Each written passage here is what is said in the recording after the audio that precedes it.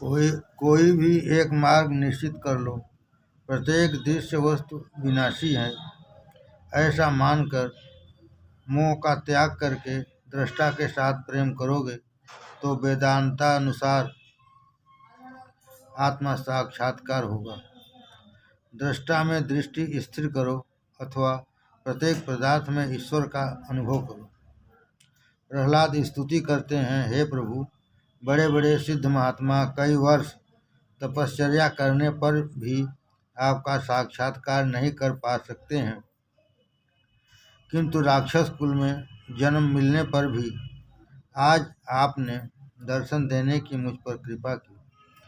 भगवान को प्रसन्न करने के लिए न तो अधिक शिक्षा की आवश्यकता है और न अधिक अर्थोपार्जन की। यदि धन के सहारे परमेश्वर मिलते होते तो ये धनिक लोग लाख 2 लाख रुपए में प्रभु को खरीद लेते। अधिक शिक्षा या ज्ञान से भी भगवान नहीं मिलते। जो अधिक ज्ञानी है वह कई बार दूसरों से छल कपट करने से भी बाज नहीं आता। परमात्मा को प्रसन्न करने के लिए संपत्ति, शिक्षा या उच्च कुल में जन्म आवश्यक नहीं है। मात्र ब्राह्मण ही ईश्वर को पा सकते हो ऐसा भी नहीं है। परमात्मा को प्रसन्न करने के लिए आवश्यक है हृदय का शुद्ध प्रेम। अधिक कमाना और उसको प्रभु सेवा में व्यय करना ठीक है। अधिक कमाना और उसको प्रभु सेवा में व्यय करना ठीक है, किंतु एक आसन पर बैठकर परमात्मा का ध्यान करना उससे भी अधिक अच्छा है। अधिक कमाना और उसको प्रभु सेवा में व्यय करना ठीक है, किंतु एक आसन पर बैठकर परमात्मा का ध्यान करना उससे भी अधिक अच्छा है। संपत्ति से परमात्मा नहीं मिल पाते। इसके विपरीत कई बार तो धन भगवत सेवा में, प्रभु भजन में बाधा रूप भी हो जाता है। ज्ञान का आधिक्य तर्क वितर्क का जन्मदाता है। अतः ज्ञानी भगवान की स्मरण सेवा ठीक तरह से नहीं कर पाता। बहुज्ञानी आरंभ में कुतर्क करता है, जबकि आरंभ में श्रद्धा आवश्यक है। पढ़े लिखे लोग अधिक कुतर्क करते हैं। वे कहते हैं कि पहले चमत्कार दिखाइए, बाद में हम आपके ठाकुर जी को नमस्कार करेंगे। दूसरों को खुश करने के लिए चमत्कार से प्रारंभ करने का काम वेश्या का है। दूसरों को खुश करने के लिए चमत्कार से प्रारंभ करने का काम वेश्या का है, क्योंकि उसे दूसरों की जरूरत है। ईश्वर को तो किसी की भी आवश्यकता नहीं है। यदि तुम्हें ईश्वर की जरूरत है तो श्रद्धा से सेवा स्मरण करो और बाद में चमत्कार देखो। जादूगर भी चमत्कार दिखाता है क्योंकि उसे धन की जरूरत है। पहले चमत्कार और बाद में नमस्कार। यह नियम इस जगत के व्यवहार का तो हो सकता है, पर भगवान के व्यवहार का नहीं। परमेश्वर का व्यवहार है प्रथम नमस्कार और बाद में चमत्कार। बिना चमत्कार का नमस्कार मानवता है, चमत्कार के बाद का नमस्कार अभिमान है। कुछ तो सोचो, यह जगत भी एक चमत्कार ही तो है। पुष्प में सुगंध है तो बीज में वट वृक्ष, माता के स्तन में दूध कौन बनाता होगा। सारा जगत ईश्वर का चमत्कार ही तो है। श्रद्धा अंधश्रद्धा तो हमारे व्यवहारिक जीवन में भी कहाँ नहीं है। कई बार डॉक्टर से काम बिगड़ जाता है, फिर भी हम उसकी बातों में श्रद्धा रखते हैं। उससे तो कहा नहीं जा सकता कि पहले चमत्कार कर दिखाओ। डॉक्टर के प्रति श्रद्धा न होगी तो वह दवाई नहीं देगा। दवाई के बिना बीमारी कैसे हटेगी।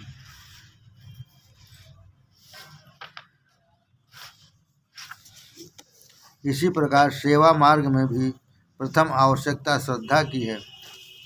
परमार्थ में श्रद्धा आवश्यक है। आज के शिक्षित लोग यह भी कुतर्क करते हैं कि भगवान आहार तो करते नहीं, फिर उन्हें भोग क्यों लगाया जाता है। थाल में से कुछ कम तो होता नहीं, पर वे यह नहीं जानते कि ठाकुर जी भोजन नहीं करते, किंतु सार तत्व का आहार कर लेते हैं। वे रसभोक्ता हैं। यदि वे सचमुच भोजन करने लगें तो इस कलयुग में कोई भोग लगाएगा भी या नहीं, इसमें संदेह है। ईश्वर को प्राप्त करने के लिए अति ज्ञान की आवश्यकता नहीं है। अंतकाल में ज्ञान कई बार विश्वासघात करता है। ज्ञान को यदि भक्ति का साथ है तो ठीक बात है। बीमार तो शरीर होता है, आत्मा नहीं। ऐसी बातें तो वेदांती भी नहीं कर सकता, क्योंकि यदि वेदांती बीमार हो जाता है तो उसे भी औषधि और फलाद की आवश्यकता सताती है। वेदांत के सिद्धांत निरर्थक नहीं है, परंतु उसका अनुभव भक्ति और प्रेम के अभाव में नहीं हो सकता। प्रेम की भक्ति की आवश्यकता ज्ञानी को भी पड़ती है। ज्ञान का उपयोग ईश्वर की व्यापकता का अनुभव करने के हेतु है। ईश्वर सर्वत्र है ऐसा मान कर किया गया व्यवहार भक्ति बन जाता है। ईश्वर सर्वत्र है ऐसा मान कर किया गया व्यवहार भक्ति बन जाता है। स्वामी रामदास ने दासबोध में कहा है कि जो व्यापार कुशल नहीं है वह परमात्मा को परमार्थ कैसे कर पाएगा। पर जिसका व्यवहार अतिशय शुद्ध है वह परमार्थ ठीक तरह से कर सकता है। जिसका व्यवहार शुद्ध नहीं है वह भक्ति किस प्रकार कर सकेगा। व्यवसाय या धंधा करना कोई पाप नहीं है, किंतु व्यवसाय में धंधे में ईश्वर को भूल जाना पाप है। साधन भक्ति में सभी संत भी अपना अपना काम काज करते हैं। सेना नाई हजामत का काम धंधा करते थे तो गोरा कुम्हार मिट्टी के बर्तन बनाने का।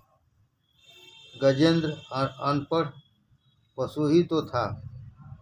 उसने न तो तपश्चर्या की थी और न तो अष्टांग योग की साधना, पर उसकी भी प्रेम पुकार सुनकर उसकी भक्ति के कारण भगवान उस पर प्रसन्न हुए थे। भक्ति से भगवान मिलते हैं। ईश्वर से प्रेम भाव रखकर सेवा स्मरण करते रहो। यदि भक्ति न हो तो ज्ञानी के ज्ञान और तपश्चर्या की कोई सार्थकता नहीं है। ज्ञान तो चाहे जितना हो, किंतु प्रभु प्रेम न हो तो उस ज्ञान और तपश्चर्या की कोई कीमत नहीं है। सभी साधन और साधना का फल है श्री कृष्ण प्रेम। जो साधना प्रभु प्रेम न जगा सके उस साधना की कोई कीमत नहीं है। प्रभु मिलन के लिए जो आतुर नहीं है, ऐसे ब्राह्मण की अपेक्षा प्रभु मिलन के लिए आतुर क्षुद्र व्यक्ति भी श्रेष्ठ है। प्रभु के प्रसन्न करने के दो साधन हैं, सेवा और स्मरण। प्रतिदिन 3 घंटे प्रभु की सेवा और स्मरण करो। इन दो साधनों से भगवान अवश्य मिलते हैं और किसी वस्तु की आवश्यकता नहीं है। दक्षिणा देने से पुण्य नहीं मिल सकता। वह धन का सदुपयोग तो है, किंतु स्वयं भी सेवा स्मरण करना आवश्यक है। परमात्मा को प्रसन्न करने का साधन है प्रेम। सेवा और पूजा में धन नहीं, मन प्रधान है। स्नेह ही मुख्य वस्तु है। श्री गोसाई जी महाराज की 252 वैष्णन की वार्ता में पद्मनाभ दास की कथा है। वे गरीब थे, लिहाजा भगवान को चने के छिलके भोग में देते थे। ठाकुर जी उसमें भी मिष्ठान का अनुभव करते थे। भगवान यह नहीं देखते हैं कि कोई उन्हें क्या देता है, वे तो मात्र यही देखते हैं कि कैसे भाव से दिया गया है। सेवा स्मरण से भगवान सेवकाधीन बन जाते हैं। एकनाथ महाराज सारा दिन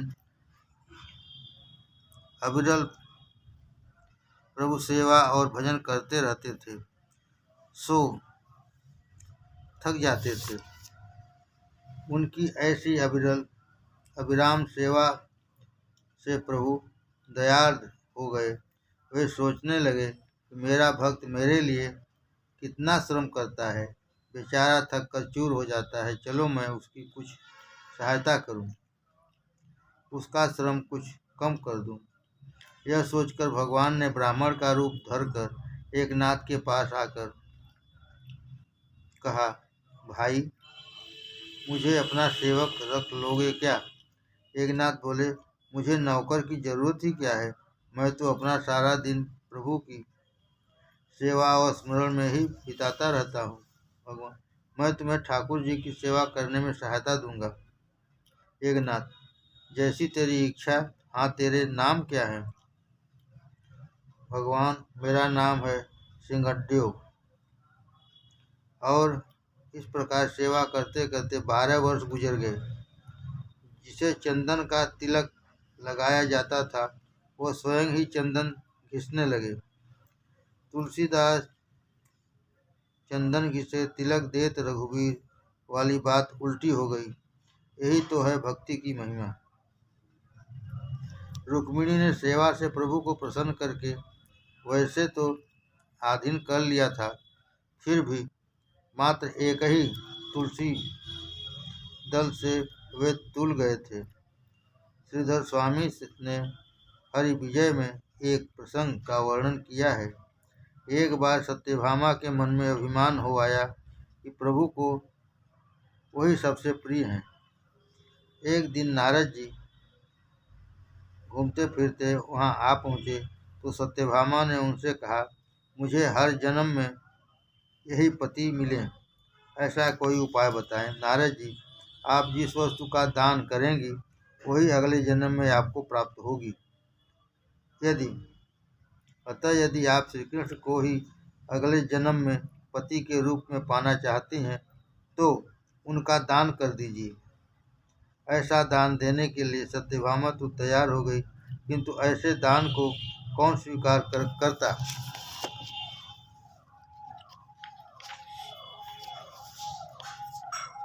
कोई भी व्यक्ति उस दान को लेने के लिए इच्छुक नहीं था। अंत में नारद जी को ही स्वीकार करने के लिए समझाया गया तो राजी हो गए। सत्यभामा ने संकल्प करके श्री कृष्ण का नारद जी को दान कर दिया। श्री कृष्ण को दान में पाकर नारद जी उन्हें अपने साथ ले जाने लगे। सत्यभामा नारद जी से पूछने लगी, मेरे पति को आप कहाँ लिए जा रहे हैं? नारद जी, आपने अभी भी तो मुझे उनका दान दिया है न, अतः वे मेरे हो गए। दान में दी गई वस्तु दान लेने वाले की हो जाती है, अतः कृष्ण पर मेरा अधिकार है। अब सत्यभामा को अपनी भूल समझ में आ गई। वे श्री कृष्ण को मांगने लगी और नारद जी देने से इनकार करने लगे। उधर जब ये सारी बातें अन्य रानियों तक पहुंची तो वे भी सभी दौड़कर आ गई, पर एक रुक्मिणी नहीं आई। सभी रानियां नारद जी से विनती करने लगी कि उनके पति को वापस दे दीजिए। नारद जी, सत्यभामा ने श्री कृष्ण का दान किया है, अतः अब तो वे मेरे हो गए हैं। हाँ, फिर भी यदि आप इन्हें वापस लेने की इच्छा करती हैं तो इनका जितना वजन है उतना स्वर्ण मुझे दे दें तो मैं इन्हें लौटा दूं। सत्यभामा प्रसन्न हो गई। उन्होंने सोचा कि उनके पास तो ढेर सारा आभूषण है और स्वयं तक मणि भी है, श्यामांतक मणि भी है। पति का वजन होगा तो भी कितना होगा। वे अपने सारे आभूषण ले आई, किंतु यह क्या हुआ। सत्यभामा ने हीरा मोती श्यामंतक मणि सहित अपने सारे के सारे आभूषण तुला में रख दिए गए। फिर भी श्री कृष्ण का पल्ला नीचा ही रहा। अब तो सभी अन्य रानियां भी घबरा गईं और दौड़ दौड़कर अपने अपने आभूषण ले आईं। उनके आभूषण भी तुला में रख दिए गए, फिर भी कृष्ण का पल्ला नीचे ही रह गया। जीव जब अभिमानी हो जाता है तो भगवान भी भारी हो जाते हैं। उनके आगे ही हीरा मोती और स्वर्ण का मोल ही क्या है। रानियों ने आभूषणों से कृष्ण का मोल करना चाहा, सो हजारों मन आभूषण रख देने पर भी उनका वजन श्री कृष्ण के वजन से कम ही रहा। सत्यभामा के अभिमान का नाश करने के हेतु ही यह सारी लीला रची गई थी। सब रानियां सोच में डूबी हुई थी कि अब क्या किया जाए। सत्यभामा ने श्री कृष्ण का दान करके अनर्थ कर डाला था। अंत में सत्यभामा ने रुक्मिणी का आसरा लिया। रुक्मिणी भी वहां आई। रुक्मिणी सारा भेद समझ गई कि भगवान की तुला क्यों नहीं हो रही है। रुक्मिणी ने अन्य रानियों से कहा, भगवान की तुला क्या सुवर्ण से हो सकती है। उन्होंने पल्ले में प्रेम से एक तुलसी दल रख दिया तो भगवान की तुला पूर्ण हो गई। रुक्मिणी ने पूरे प्रेम से तुलसी दल अर्पण किया था, अतः भगवान का पल्ला ऊपर उठ गया। इसी प्रकार बोडाणा के लिए भगवान सवा बाल एक धान्य विशेष के बराबर हो गए थे। धन्य धन्य बोडाणा की नारी, सवा बाल भय बनमाली। ईश्वर कभी ऐसी इच्छा नहीं करते कि कोई उनकी सेवा करे। वे तो निज लाभ से परिपूर्ण हैं। उन्हें किसी भी वस्तु की अपेक्षा नहीं है। वे स्वयं आनंद रूप हैं। उन्हें ऐसी इच्छा या अपेक्षा नहीं है कि वैष्णव उन्हें भोग लगाएं। उन्हें भोजन की इच्छा भी नहीं होती। वे तो निष्काम हैं। भक्तों को प्रसन्न रखने के लिए ही वे भोजन करते हैं। भगवत निवेदन किए बिना भोजन कभी नहीं करना चाहिए। ईश्वर को उनका ही पदार्थ अर्पण करना है। प्रेम से अर्पण करोगे तो वे प्रसन्न होंगे। ईश्वर को अर्पित किए बिना खाने वाला व्यक्ति भूखा रह जाता है। ईश्वर को अर्पित किए बिना खाने वाला व्यक्ति भूखा रह जाता है। तुम उन्हें अर्पित करोगे तो वे कई गुना बढ़ाकर वापस लौटाएंगे। वे कहते हैं कि मेरी ही बनाई हुई वस्तुएं मुझे अर्पित करने में वैसी कोई बड़ाई नहीं है, किंतु मुझे अर्पण किए बिना खाना अनाधिकृत खाना है। भगवान के घर कोई कमी तो है नहीं। वे तो केवल तुम्हारी भावना ही देखते हैं। भगवान ने जो दिया है वही तो उन्हें अर्पित करना है। जीव तो किसी भी वस्तु की उत्पत्ति कर नहीं सकता। सभी कुछ श्री कृष्ण का ही तो है। दीपक जलाने से या आरती करने से भगवान के घर तो प्रकाश होगा नहीं। यह तो तुम्हारे ही हृदय में प्रकाश करने के लिए है। ईश्वर तो वैसे ही स्वयं प्रकाशी है। सेवा करने से सेवक को सुख होता है। भगवान को तो क्या सुख मिलेगा। वे तो परमानंद स्वरूप हैं। जीव को देने वाला तो ईश्वर ही है, किंतु मनुष्य के निवेदन से वे प्रसन्न होते हैं। सेवा और पूजा में भेद है। जहाँ प्रेम का प्राधान्य है वह सेवा, और जहाँ वेद मंत्र की प्रधानता है वह पूजा है। जहाँ प्रेम का प्राधान्य है वह सेवा है, और जहाँ वेद मंत्र की प्रधानता है वह पूजा है। पूजा करो तो प्रेम से करो, अन्यथा स्नेहादि का समर्पण व्यर्थ ही रहेगा। हमारे वस्त्र कहीं बिगड़ न जाएं, इस डर से कई लोग तो मंदिर में साष्टांग दंडवत प्रणाम भी नहीं करते। नर कपड़न को डरत हैं, नरक पड़न को ना है। जो कुछ भी है वह ईश्वर का ही तो है, केवल उन्हें ही अर्पित करना है। अर्पण करने की रीत से ही आपके मन की भावना का उन्हें पता लग जाएगा। दक्षिण में एक कथा प्रचलित है। किसी भी शुभ कार्य के आरंभ में विघ्ननाश के हेतु सर्वप्रथम गणपति की पूजा की जाती है।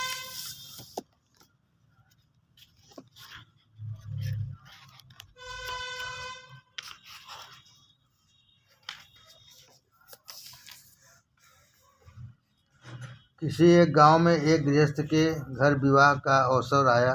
ब्राह्मण ने देखा कि गणपति की मूर्ति है ही नहीं, अब क्या किया जाए। वह ज्ञानी था, उसने सोचा कि ईश्वर की प्रतिष्ठा प्रेम पूर्वक कहीं भी की जा सकती है। सुपारी में भी भगवान बसते ही हैं। तो उत्तमोत्तम वस्तु ठाकुर जी को अर्पित करना ही तो भक्ति है। अतः उस ब्राह्मण ने नैवेद्य के लिए रखे हुए गुड़ में से ही गणपति बना लिए। यजमान से पूजा कराई गई, धूप दीप आदि भी हो गया। अब नैवेद्य का समय आया। नैवेद्य में से तो गणपति बना लिए गए थे, अब क्या करें। तो उस विप्र महाराज ने गुड़ की उस गणपति मूर्ति में से ही थोड़ा सा गुड़ निकालकर नैवेद्य बना दिया। गुड़ाचा गणपति, गुड़ाचा नैवेद्य। गणपति भी गुड़ के और नैवेद्य भी गुड़ का ही। ऐसी पूजा से भी गणपति प्रसन्न हुए। उस यजमान का कार्य में निर्विघ्न समाप्त हो गया। कार्य की भावना तो शुद्ध थी न। महत्व कुछ का नहीं, भावना का है। सद्भाव पूर्वक सेवा करोगे तो वह सेवा सफल होगी। सेवा करते समय रोंगटे खड़े हो जाएं, आंखों से अश्रुधारा बहने लगे, तो समझो कि वही सच्ची सेवा है। सेवा मात्र क्रियात्मक ही नहीं, भावात्मक भी होनी चाहिए। सेवा करते हुए आनंद मिले वही सेवा है। जो भी करो प्रेम से करो। भगवान के लिए भोजन बनाओ, भगवान को अर्पित करने के बाद भोजन करो। साथ में प्रार्थना करो कि हे नाथ, आप तो विश्वम्भर हैं, सभी के स्वामी हैं, आपको तो कौन खिला सकता है, तो भी यह पदार्थ मैं आपको मन से अर्पण करता हूँ। जो ईश्वर का है वही तो उन्हें समर्पित करना है। यह जीव दूसरा कोई तो लाएगा ही कहाँ से। केवल भावना का मूल्य है। परमात्मा तो परिपूर्ण है, उन्हें कोई अपेक्षा नहीं है। उन्हें किसी भी वस्तु की क्षुधा नहीं है, वे तो मात्र भावना के भूखे हैं। उन्हें तुम भाव से अर्पित करोगे तो वे उसका कई गुना अधिक बनाकर तुम्हें वापस देंगे। उन्हें तुम भाव से अर्पित करोगे तो वे उसका कई गुना अधिक बनाकर तुम्हें ही अर्पित वापस करेंगे। भक्ति मार्ग में भाव के बिना सिद्धि प्राप्त नहीं होगी। ज्ञान मार्ग में त्याग और वैराग्य आवश्यक है। ज्ञान मार्ग में त्याग और वैराग्य आवश्यक है। पिता बालक को रुपया देता है, वह कभी वापस भी मांगता है। यदि बालक रुपया वापस नहीं देगा तो पिता को दुख होगा कि मैंने ही तो उसे दिया है, फिर भी यह नहीं लौटाता। पर यदि बालक रुपया वापस दे देगा तो पिता को हर्ष होगा। रुपया तो उसी का है, फिर भी वह रुपया पाकर उसे संतोष होता है। ईश्वर जीव मात्र के पिता हैं। उन्होंने हमें जो कुछ दिया है वही तो हमें उन्हें देना है। प्रतिज्ञा करो कि ठाकुर जी को अर्पित किए बिना कुछ भी नहीं खाओगे। कई बार ऐसा भी देखने में आता है कि घर के सारे लोग भोजन के लिए कहीं बाहर जा रहे हैं तो भगवान को मात्र दूध ही दे देते हैं और कहते हैं कि नाथ, दूध ही पी लीजिए, आज हम लोग मोहन थाल खाने जा रहे हैं बाहर। पर यह कोई अच्छी बात नहीं है। चाहे सारे घर में कोई भी भोजन नहीं करने वाला हो, फिर भी भगवान के लिए सभी कुछ बनाना ही चाहिए। कथा सुनकर यदि कोई शुभ संकल्प नहीं किया जाता तो श्रोता का सुनना और वक्ता का कहना दोनों निरर्थक ही होता है। कथा सुनकर उसे हृदय में रखो। किसी भी स्वरूप की मूर्ति की स्थापना करके उसकी प्रेम और भावपूर्वक सेवा करो। चित्त स्वरूप की अपेक्षा मूर्ति स्वरूप अधिक अच्छा है। सेवा करते समय मन में ऐसा ही भाव रहना चाहिए कि यह साक्षात परमात्मा ही है। सेवा के आरंभ में ध्यान करो, तो संपत्ति के अनुसार खर्च भी करो। सुंदर सिंहासन बनाओ, ध्यान से भावना करो और भगवान वैकुंठ से इधर आ रहे हैं और मेरे घर के सेव्य स्वरूप में प्रविष्ट हो रहे हैं। सेवा करते समय किसी भी व्यक्ति के साथ बातचीत मत करो, उसे भी नमस्कार ही कर लेना। न तो कोई परमात्मा से श्रेष्ठ है और न कोई परमात्मा के समान ही है। सेव्य में मन को लगाए रखना ही सेवा है। तुम अपने शरीर से जैसा प्रेम रखते हो वैसा ही प्रेम ठाकुर जी के स्वरूप में भी रखो। परमात्मा के अनंत उपकार हैं। सदा यही सोचो कि मेरी कई बार प्रभु ने ही रक्षा की है। मैं भगवान का सेवक हूँ, दासानुदास हूँ, मैं तुम्हारा हूँ। सेवा में दास्य भाव मुख्य है। दास्य भाव से हृदय शीघ्र ही नम्र बन जाता है। सेवा में दैन्य के आने से हृदय पिघलता है। कृष्ण सेवा में जब तक हृदय पिघलता नहीं है तब तक सेवा सफल नहीं हो सकती। दास्य भाव के बिना सेवा नहीं फलती। सेवा स्नेह समर्पण भाव से करो। जब तक मूर्ति के प्रति भगवत भाव न जागे तब तक प्रत्येक पदार्थ के प्रति भी ईश्वर भाव नहीं जगेगा। सेवा करते समय लक्ष्य में वही रहे कि यह तो प्रत्यक्ष ईश्वर ही है। जिस दिन तुमसे कोई पाप हो गया होगा उस दिन सेवा करते समय प्रभु अप्रसन्न से लगेंगे। जीव पाप करता है तो उन्हें दुख होता है, कष्ट होता है, अतः शुद्ध होकर सेवा करो। जब तक मन मलिन होगा तब तक आनंद की प्राप्ति नहीं होगी। मन से मलिनता दूर करो। प्रभु सेवा में भावना और अटलता कैसी होनी चाहिए, इस विषय में नामदेव महाराज का एक जीवन प्रसंग द्रष्टव्य है। नामदेव महाराज के घर में प्रतिदिन विट्ठलनाथ जी की सेवा पूजा की जाती थी। जब नामदेव 3 वर्ष के बालक थे तब की यह बात है। उनके पिताजी को एक बार कहीं बाहर जाना पड़ा तो सेवा पूजा का काम वे नामदेव को सौंपते गए। पिता ने नामदेव से कहा, बेटा, विट्ठलनाथ जी हमारे घर के स्वामी हैं, उनकी सेवा किए बिना भोजन करना पाप है। यह सुनकर नामदेव ने सेवा करने की रीत पूछी। पिताजी ने कहा, श्री विट्ठलनाथ जी घर की प्रत्येक वस्तु के स्वामी हैं, अतः उसके प्रसाद के रूप में वस्तु को ग्रहण करने में दोष नहीं है। ठाकुर जी को अर्पण न करना ही पाप है। वेदांती ब्रह्म की बात बताते हैं, जीव ब्रह्म है। जीव चाहे ब्रह्मरूप ही हो, किंतु मानव शरीर के कारण आज तो यह प्रभु का दास ही है। परमात्मा उसे न जाने कब अपनाकर ब्रह्म रूप बनावेंगे, तब तक तो यह दास ही है। दास्य भाव से जीवन सुधरता है और मृत्यु भी सुधरती है। भागवत में वात्सल्य भाव, मधुर भाव आदि का वर्णन है, किंतु वे सभी दास्य भाव से मिश्रित ही हैं। दास्य भाव के बिना ईश्वर को जीव पर दया नहीं आती।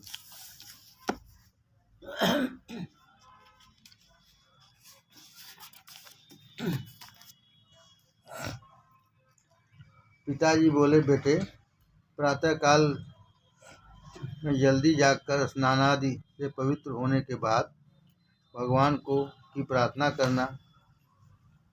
करके उन्हें जगाना। उत्तिष्ठ मम गोविंदम, उत्तिष्ठ गरुड़ध्वज, उत्तिष्ठ कमलाकांत, त्रैलोक्यम मंगलम कुरु। किंतु प्रथम भोग सामग्री तैयार कर लेना। वैष्णव के हृदय में प्रेम भाव जगने पर ही ठाकुर जी को भूख लगती है। भगवान के शरण चरण धीरे धीरे धोना, कहीं उन्हें कोई तकलीफ न हो जाए, क्योंकि यथा देहे तथा देवे, यथा देवे तथा गुरो। स्नान कराकर धीरे धीरे उनके दर्शन करना, सद्भाव से सेवा करना, फिर उनका श्रृंगार करना। उनसे पूछना कि आज आप कौन सा पीताम्बर पहनेंगे। श्रृंगार करता भगवान के साथ हो जाता है। प्रभु ने यदि दिया है तो फिर उन्हीं के लिए खर्च करने में संकोच क्यों। योगी को जो आनंद समाधि में मिलता है, वही आनंद भक्त को ठाकुर जी का श्रृंगार करते हुए प्राप्त होता है। खुली आँखों से ही समाधि सा आनंद मिलता है। योगी प्राणायाम प्रत्याहार आदि करते हैं, फिर भी उनका मन कई बार कुछ उल्टा ही कर बैठता है। कन्हैया को बार बार बुलाने पर ही वह बोलेगा। जगत को भूलकर परमात्मा में तन्मय होने से आनंद प्राप्त होगा। श्रृंगार के पश्चात दूध और भोग अर्पण करना। विट्ठलनाथ जी तो बड़े लजीले हैं, बार बार विनती करने पर भी ही वे भोजन करते हैं। उनसे प्रार्थना करना कि भले ही उन्हें आवश्यकता न हो, फिर भी वे भोग अवश्य ग्रहण करें। जब कई बार इस तरह प्रार्थना करोगे तभी ठाकुर जी दूध को स्वीकार करेंगे।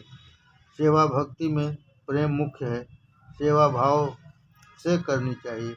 हे नाथ, आपने अजामिल जैसों का भी उद्धार किया, तो क्या मेरा नहीं करोगे। मैं अधम तो हूँ, किंतु अजामिल जितना नहीं हूँ। अजामिल तो वेश्या के साथ रहता था, मैंने वैसा तो कुछ किया नहीं है, तो क्या मुझ पर आप कृपा नहीं करेंगे। स्तुति के पश्चात भगवान को वंदन करना। स्तुति में कोई क्षति रह गई हो तो प्रणाम करने से सब कुछ ठीक हो जाता है। सेवा की समाप्ति में बालकृष्ण को साष्टांग प्रणाम करना। नामदेव तो भोले भाले बालक थे, तो उन्होंने पिता की बातों को अक्षरशः सब मान लिया। नन्हे बालक को यदि ढंग से समझाया जाएगा तो उसे मूर्ति में भी भगवान दिखाई देंगे। बड़ा होने के बाद समझाने लगोगे तो वह दलील करने लगेगा। अतः बाल्यावस्था में भक्ति के संस्कार दृढ़ करने चाहिए। नामदेव के मन में भी यह बात जम गई कि विट्ठलनाथ जी दूध अवश्य पिएंगे और भोजन भी करेंगे।